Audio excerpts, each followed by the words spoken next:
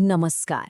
आज के इस खास एक्सप्लेनर में हम एक ऐसे टॉपिक पर बात करने वाले हैं जो आजकल बहुत चर्चा में है, ऑनलाइन फार्मर रजिस्ट्री या कहें किसान आईडी।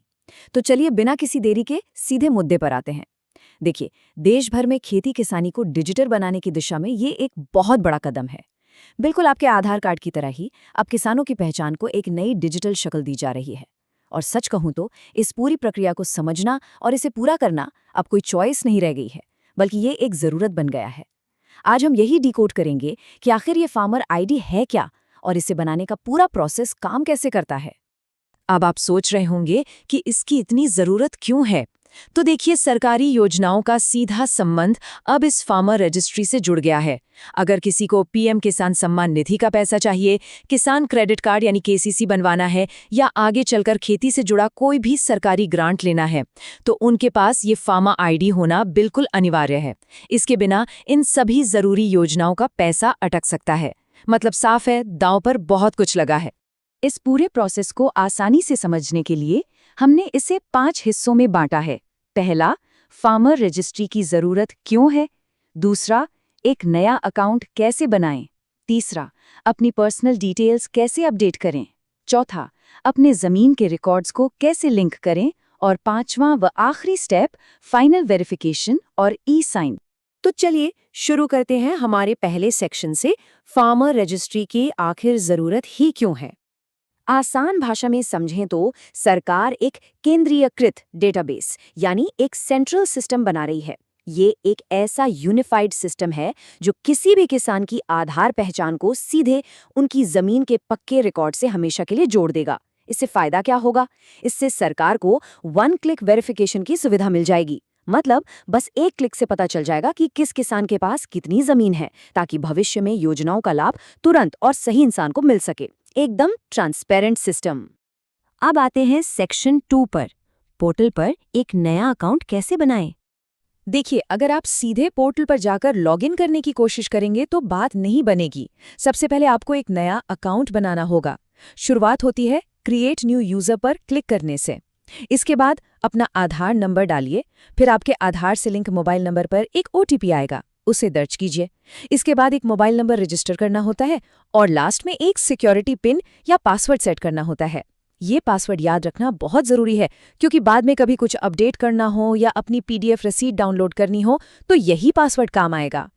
अब इस पूरे प्रोसेस में ओटीपी कई बार आता है और यहीं पर थोड़ा कंफ्यूजन हो जाता है, तो इसे क्लियर कर लेते हैं। यहाँ बाईं तरफ देखिए, ये इनिशियल अकाउंट ओटीपी है।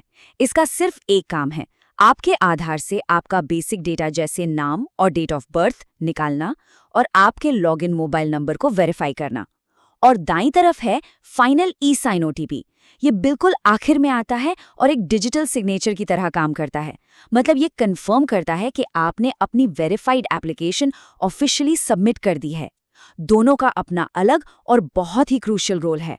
चलिए अब बढ़ते हैं हमारे तीसरे सेक्शन की तरफ, अपनी पर्सनल डिटेल्स को अपडेट करना। लॉगिन करने के बाद आधार से आपकी काफ़ी जानकारी तो अपने आप स्क्रीन पर आ जाती है, लेकिन कुछ चीज़ें आपको खुद ठीक करनी पड़ती हैं। जैसे कि नाम आपको हिंदी में टाइप करना होगा, जिसके लिए आप गूगल इनपुट टूल्स का इस्तेमाल कर सकते हैं। एक और बात, आधार से जो एड्रेस आता है ना, वो कई बार एकदम सटीक नहीं होता, तो ऐसे में इंसर्ट लेटेस्ट रेजिडेंस डिटेल वाले ऑप्शन में जाकर अपना ज़िला, तहसील और गांव का नाम मैन्युअली अपडेट करना ही बेहतर रहता है। बस ध्यान रहे कि एड्रेस लोकल भाषा में और एक ही लाइन में लिखा हो। अब आते हैं सेक्शन 4 पर, जो कि इस पूरी प्रक्रिया का सबसे अहम हिस्सा है, अपनी जमीन के रिकॉर्ड्स को लिंक करना। पोर्टल पर सही डिटेल भरने से पहले हमें कुछ क्षेत्रीय शब्दों को समझना होगा। देखिए, जमीन की पहचान के लिए एक खास नंबर होता है, पर अलग अलग राज्यों में इसे अलग अलग नामों से बुलाया जाता है। जैसे उत्तर प्रदेश में इसे गाटा संख्या कहते हैं। अगर आप मध्य प्रदेश या राजस्थान से हैं तो इसे खसरा नंबर कहा जाता है, और वहीं दक्षिण भारत में इसे सर्वे नंबर के नाम से जाना जाता है। तो आपको पता होना चाहिए कि आपके राज्य में इसे क्या कहते हैं। अच्छा, अब ये मुश्तरका खाता क्या चीज़ है? ये वो स्थिति है जहां एक ही जमीन के कई मालिक होते हैं, जैसे जॉइंट फैमिली में होता है। जब आप पोर्टल पर जमीन का नंबर डालेंगे तो उस खाते से जुड़े परिवार के सभी सदस्यों के नाम एक लिस्ट में आ जाएंगे। अब यहाँ आपको बहुत ध्यान से लिस्ट में से सिर्फ अपना नाम चुनना है।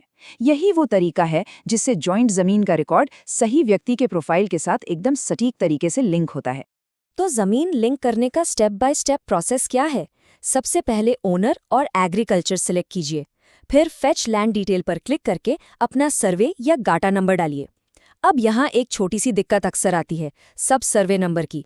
अगर आपको अपना सब सर्वे नंबर नहीं पता तो एक बढ़िया ट्रबल शूटिंग टिप ये है कि आप इसे खाली छोड़ सकते हैं, या अगर डेटा फेच नहीं हो रहा तो अपना गाटा नंबर ही वहां दोबारा डाल सकते हैं।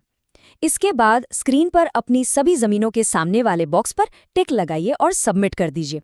और हाँ, अगर और भी जमीनें हैं तो बस इसी प्रोसेस को रिपीट करना है।